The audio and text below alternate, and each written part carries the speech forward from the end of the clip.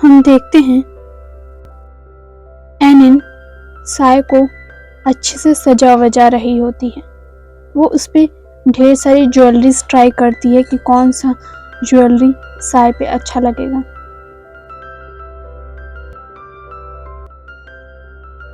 पर साय को इतनी सेवा और केयर की आदत नहीं थी, और स्पेशली इतनी महंगी ज्वेलरीज पहनने की। साय कहती है, मैडम एनिन, आपको नहीं लगता ये कुछ ज़्यादा ही हो गया मेरे पे? तब एनिन शॉक होके कहती है, हे भगवान, ऐसा नहीं कहिए। आप मेरे से फॉर्मेलिटीज़ कुछ भी यूज़ करने की ज़रूरत नहीं है माय लेडी।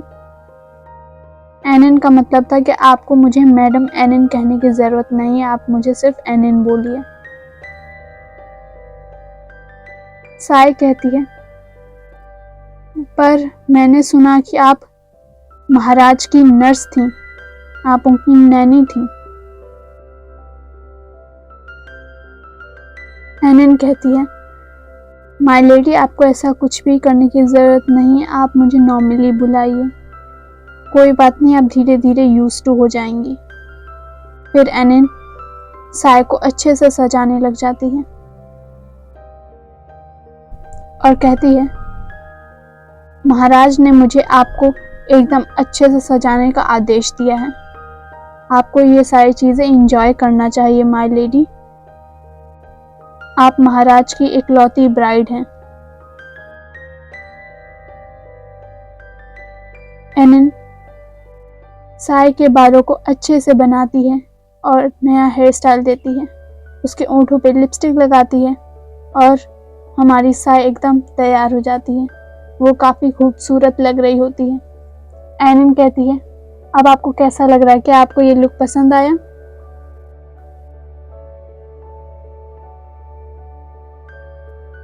साय तो अपने आप को शॉक होकर देखती ही रह जाती है।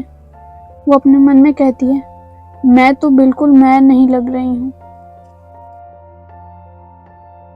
क्या ये मैं सच में हूँ?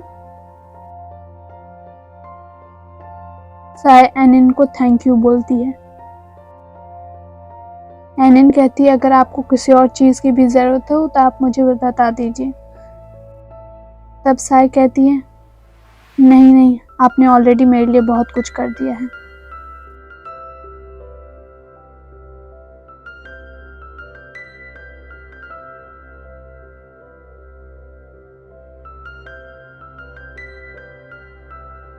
साय का डाउन टू अर्थ सरल व्यवहार देख के एनिन अपने मन में हंसती है और काइनर को याद करती है। जब काइनर पहली बार साय को अपने हाथों में लेके आया था और एनिन से कहता है, एनिन, ये वो औरत है जिसे मैं पाने की कोशिश कर रहा था इतने समय से।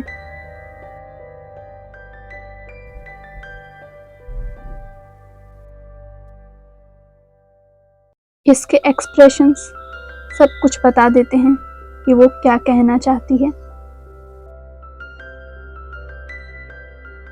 काइनर की आंखों में साय के लिए इतना प्यार देख के एनिन अपने मन में कहती है, वो मैन जो अपनी फीलिंग्स या किसी बात के लिए किसी से ओपन अप नहीं हुआ, वो किसी लड़की के लिए फीलिंग्स रखता है। काफी नई बात है, इंटरेस्टिंग बात है ये। एनिन ये बातें याद करके बस स्माइल करती जा रही थी और अपने मन में कहती है, योर मैजेस्टी, मैं भी लेडी को बहुत पसंद करने लग गई हूँ।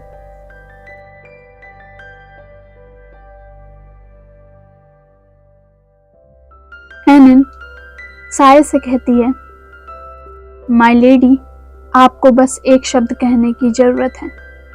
सुल्तान आपके लिए ये पूरा रूम सिल्वर और गोल्ड से भर देंगे और कई सारे हीरे जवाहरातों से। साय शॉक्ड हो जाती है उसकी इस बातों पे और एनिन कंटिन्यू करते हुए कहती है, आप तैयार हो गई हैं तो क्या हम कहीं घूमने चलें? तब हम देखते हैं साय एनिन के साथ घूमने चली जाती है, पूरा पैलेस घूमने। वो आसपास की चीजें देखती है और वो एक छोटे से बच्चे की तरह इधर उधर देखती जाती है, क्योंकि वो पहली बार आजाद होके पैलेस में घूम रही थी और वो भी ब्रॉड डे लाइट में। साय अपने मन में कहती है, मुझे विश्वास नहीं हो रहा, मैं पैलेस में फ्रीली घूम रही हूँ और वो भी दिन के उजाले में। ये एक किसी सपने जैसा लगता है। साय काफी इमोशनल फील कर रही होती है।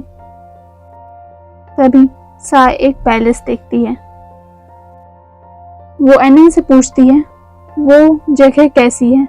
तब एनिन बताती है, ये सुल्तान की माँ की पैलेस है।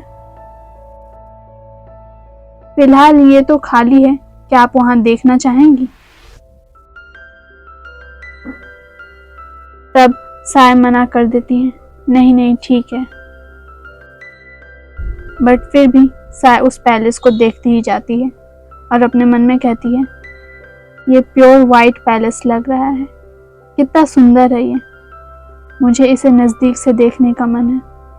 बट मुझे डर है कि मैं अगर वहां जाऊंगी तो मैं उसे गंदा कर दूंगी। साय मन मार के वहां से चली जाती है। साय गार्डन में बर्ड्स के साथ खेलने लग जाती है। वो बर्ड्स भी साय को काफी पसंद करते हैं। साय पॉन्ड में पैर डाल के खेलती है। साय के लिए ये सारा एक्सपीरियंस काफी नया था। वो अपनी पूरी लाइफ में पहली बार ये सारी चीजें एक्सपीरियंस कर रही होती है। साय गार्डन के फूल पत्तों को छूती है और एंजॉय करती है ये शांति। तभी कुछ गार्ड्स कहते हैं, वहीं रुक जाओ, जहां हो वहीं रुक जाओ।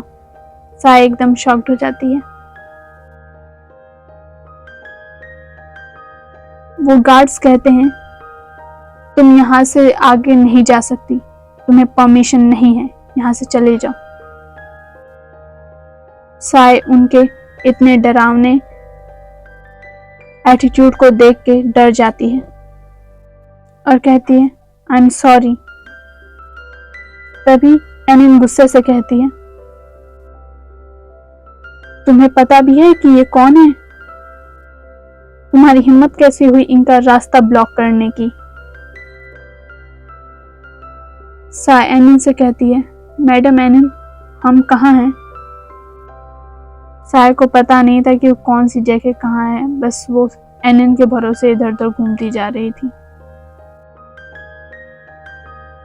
एनिन कहती है, ये वो जगह है जहाँ सुल्तान गवर्नमेंट अफेयर्स को नोबल और मिनिस्टर्स के साथ डिस्कस करते हैं और पॉलिसीज बनाते हैं। तब साय अपने मन में कहती है, मैंने भी इसके बारे में पहले सुना है। इस जगह तो मेड्स भी अलाउड नहीं है, ये सभी के लिए रेस्ट्रिक्टेड एरिया है। यहाँ सिर्फ गवर्नमेंट अफेयर्स ही हैंडल किए जाते हैं और यहाँ सिर्फ और सिर्फ सुल्तान के मेल सर्वेंट्स ही अलाउड हैं।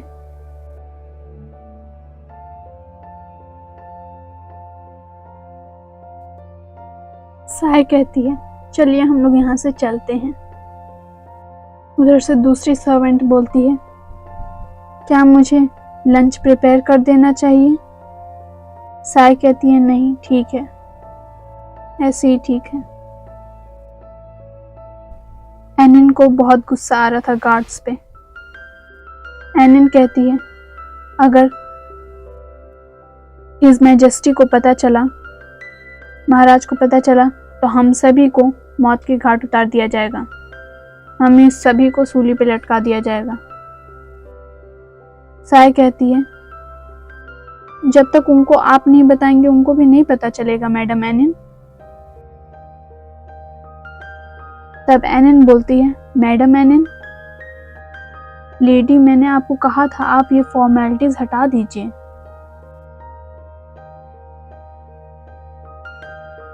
साय कहती है, बट मैंने सुना था कि आप महाराज की नर्स थी, आप उनकी नैनी थी।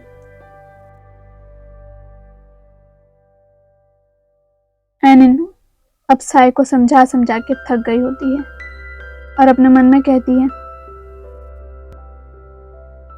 पता नहीं लेडी ऐसे भोले भाले दिल के साथ ये पैलेस कैसे संभालेंगी जो कि पूरा धोखेधड़ी लोगों से भरा है, कपटी लोगों से भरा हुआ है। शायद इसीलिए ही सुल्तान ने मुझे इनको असिस्ट करने के लिए बोला था।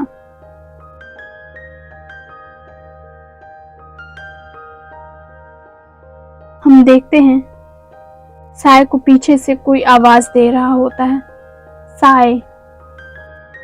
तभी साय पीछे मुड़ती है और वो देख के शॉक्ड हो जाती है और वो पर्सन साय को गोद में उठा लेता है और ये कोई और पर्सन नहीं, सुल्तान काइनर होता है। वो साय को देख के काफी खुश हो जाता है कि वो साय को गोद में उठा लेता है। साय एकदम शॉक्ड हो जाती है। वो कहती है, योर मैजेस्टी आप ये क्या कर रहे हैं? काइनर खुश होके कहता है, क्या तुम इतनी दूर मुझसे मिलने आई हो साय? काइनर साय को यहाँ देख के काफी खुश था। साय कहती है, मैं तो बस वॉक के लिए निकली थी और मुझे इससे पता चलता कि मैं कहाँ जा रही हूँ, मैं यहाँ आ गई। तब काइनर अचानक से साय को किस करने लग जाता है और कहता है, तब तो तुम्हें मुझे ही देखने आना चाहिए था, मुझसे ही मिलने आना चाहिए था। काइनर को इतना लवी डवी देखते हुए साय काफी एम्बैरस फील होती है और अपने मन में कहती है, ये ऐसे कर रहे हैं, क्या पता लोग देखने लग जाएं। तभी वो नोटिस करती है आसपास जितने भी नौकर थे उनके सिर नीचे थे।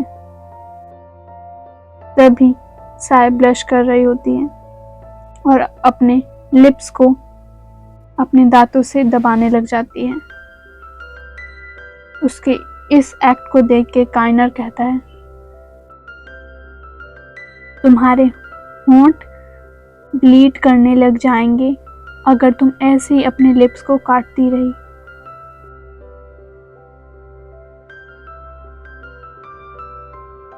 तब काइनर साय को नीचे उतारता है और साय से कहता है, एक्चुअली वो काइंड ऑफ डिक्लेयर करता है, अब से मैं तुम्हें किसी भी टाइम किसी भी प्लेस एम्ब्रेस करूंगा और अगर तुम ऐसे ही एक्ट करती रही तब तो तुम्हारे पास कोई ओंठ ही नहीं बचेंगे। काइनर साय का हाथ पकड़ता है और कहता है, चलो छोड़ो, शायद तुम कुछ ज्यादा ही शर्मीली हो, चलो अंदर चलते हैं। बट साय काफी हेजिटेट कर रही होती है। उसकी हेजिटेशन को देख काइनर कहता है, क्या हुआ? तब साय कहती है, मुझे तो अंदर जाना अलाउड नहीं है ना।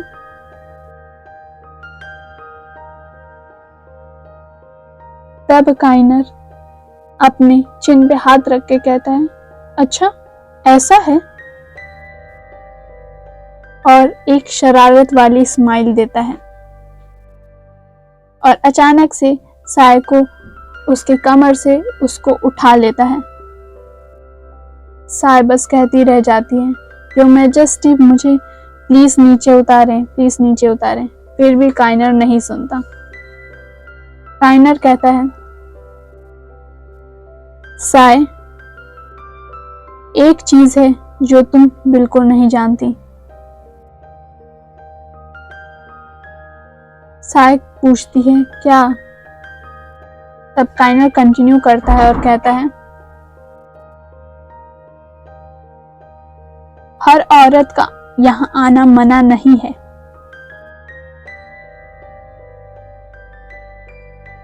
जो सुल्तान की वाइफ होती है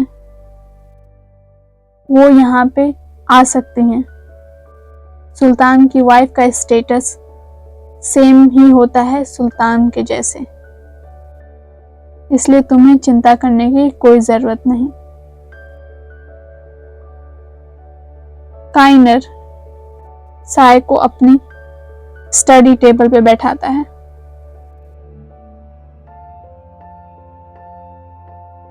और पूछता है प्यार से, अब बताओ तुम्हारा चोट कैसा है?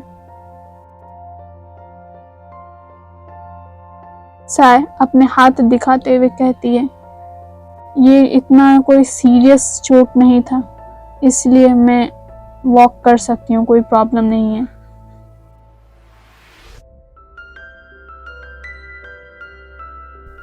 काइनर साय के हाथों पे किस करते हुए कहता है प्यार से, अच्छा ऐसा है।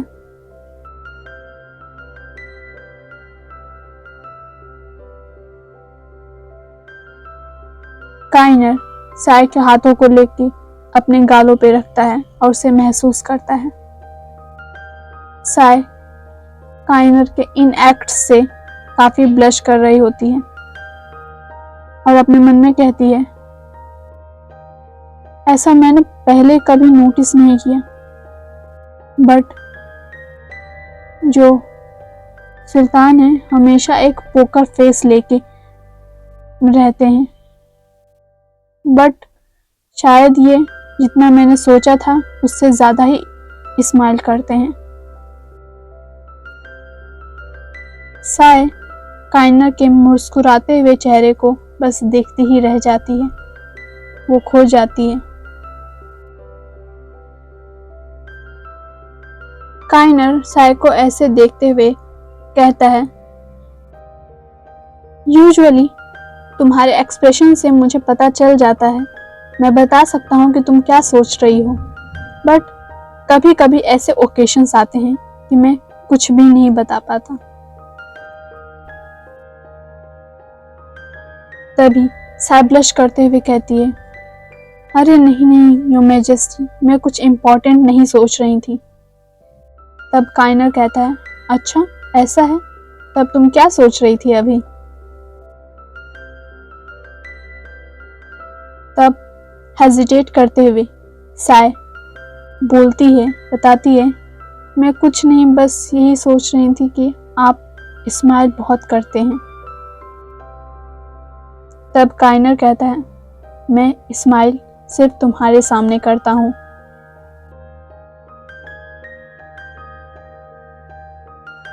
उसकी इन बातों के सुन के साय कहती है, आप मेरे लिए इतने काइंड क्यों हैं?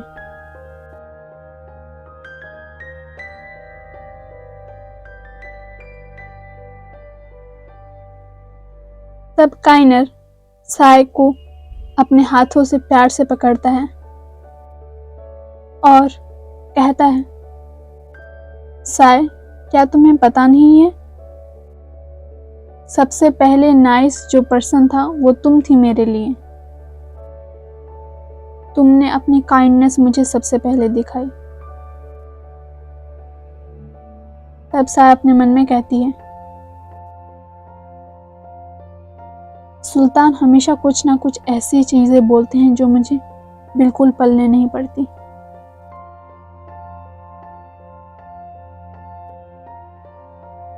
यहाँ पे साय और काइनर दोनों इंटीमेट होते हैं।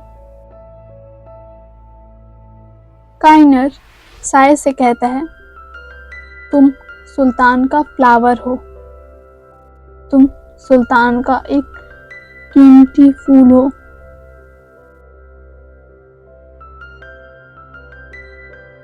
मैं सुल्तान बना क्योंकि बस वही एक रास्ता था कि मैं इस फ्लावर को अपने हाथों में पा सकूं।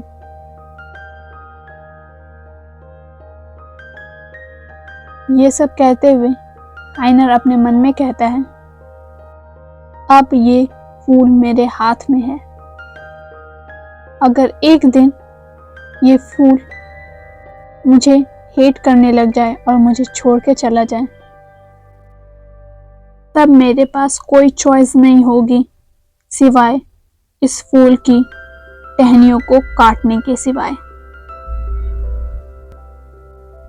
भले ही इस प्रोसेस में वो फूल ही क्यों ना मुरझा जाए। काइनर की इस थिंकिंग से हमें उसकी थॉट प्रोसेस पता चलती है। काइनर साय से काफी ऑब्सेस्ड है। सीन शिफ्ट होता है और हम काइनर को बड़े प्यार से साय को खाना खिलाते हुए देखते हैं।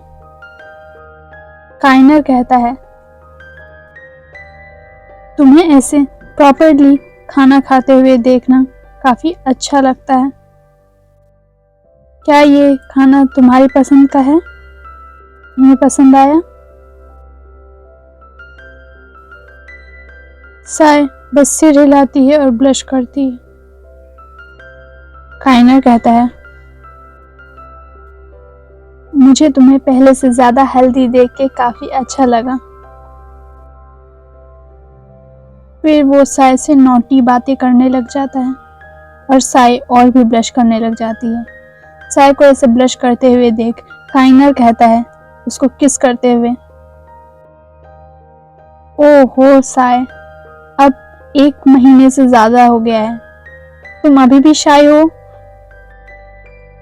काइनर कहता है, मैं 1 हफ्ते के लिए महल से बाहर रहूंगा।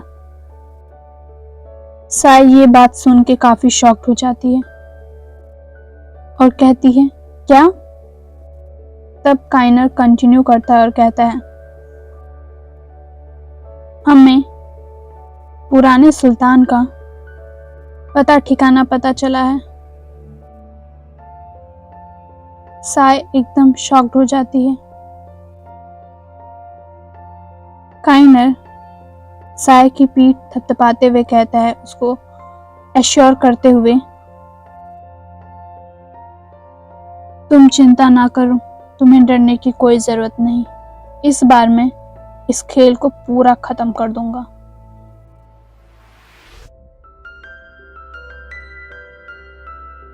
काइनर कंटिन्यू करता है और कहता है, उसे मरना होगा ताकि मैं तुम्हें एंटायरली अपना बना सकूं। काइनर की ये बातें सुन के साय काफी शॉक्ड हो जाती है और उसे बुरा भी लगता है।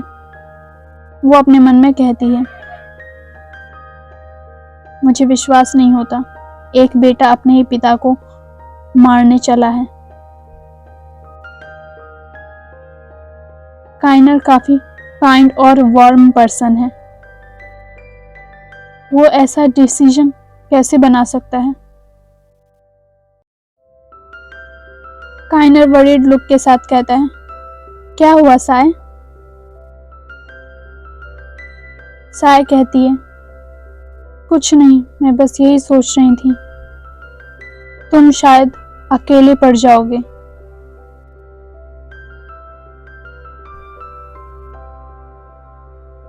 साय रोने लग जाती है।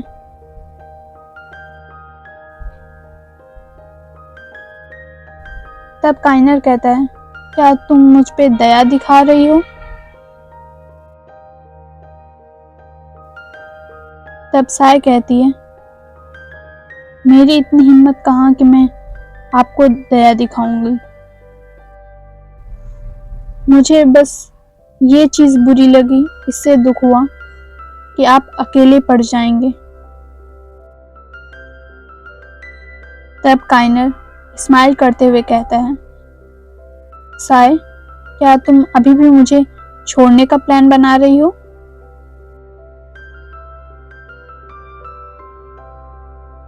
साय का हाथ पकड़ता है काइनर और कहता है, सब कुछ अच्छा होगा, सब कुछ ठीक होगा अगर तुम मुझे कभी छोड़ के नहीं जाती हो। तुम्हें कुछ नहीं करना, बस मेरे साथ अपनी पूरी जिंदगी बिताना है। इस तरह मैं कभी भी अलोन नहीं रहूंगा, मैं कभी भी अकेला नहीं पड़ जाऊंगा।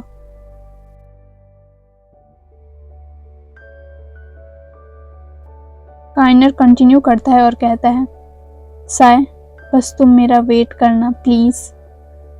मुझे तुम्हें कुछ बताना है और मैं वो चीज तुम्हें तब बताऊंगा जब मैं लौटूंगा।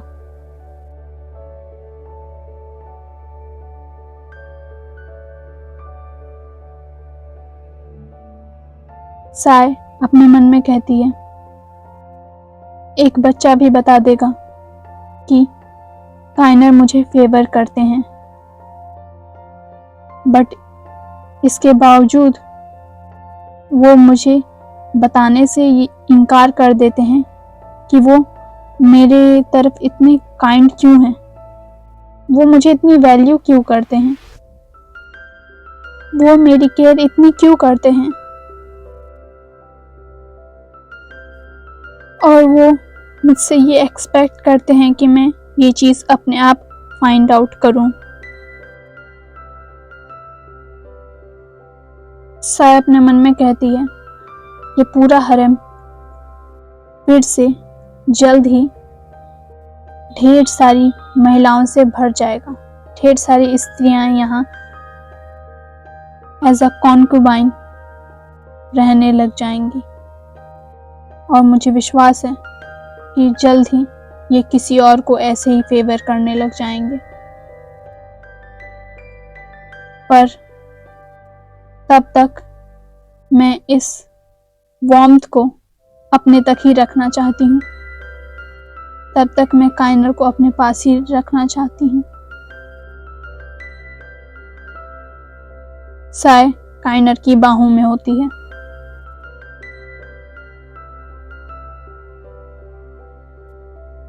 साय कहती है, जब आप वापस आएंगे आप मुझे ऐसे ही बाहों में होल्ड करिएगा फिर से। काइनर एकदम शॉक्ड था क्योंकि ये पहली बार था कि साय अपनी मर्जी से कोई बात बोले। काइनर बस उसको प्यार से देखता है और खुश हो जाता है।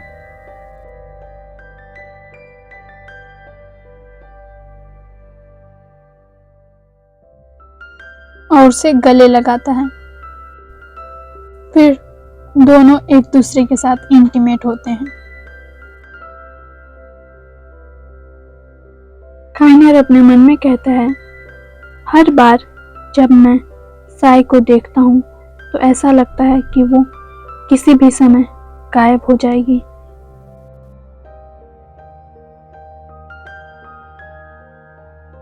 वो एक चांद के टुकड़े जैसी है। क्या सच में मेरे हाथ कोई चांद पर ही लगी है? शायद चांद से एक टुकड़ा टूट गया और इंसान में बदल गया हो।